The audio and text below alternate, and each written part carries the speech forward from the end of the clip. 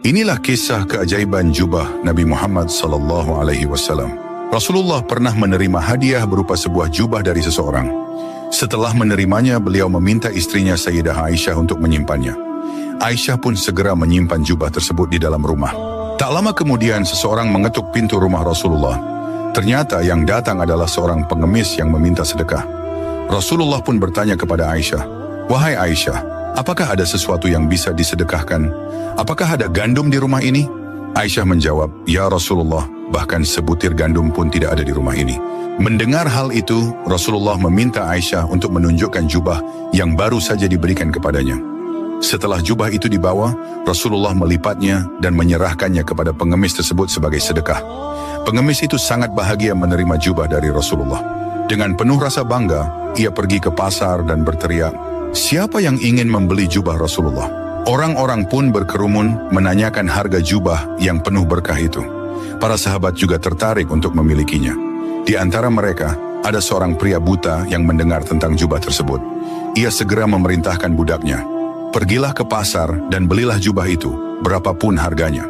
Pria buta itu bahkan berjanji, "Jika engkau berhasil membelinya, aku akan memerdekakanmu di jalan Allah."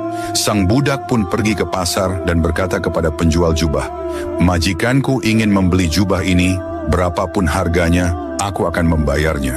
Setelah kesepakatan harga, jubah itu pun dibeli dan dibawa kepada tuannya. Pria buta itu menerima jubah Rasulullah dengan penuh harap.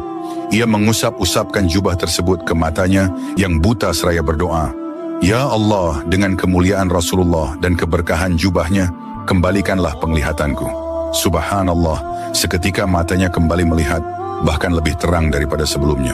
Dengan penuh syukur, ia segera membawa jubah itu kembali kepada Rasulullah.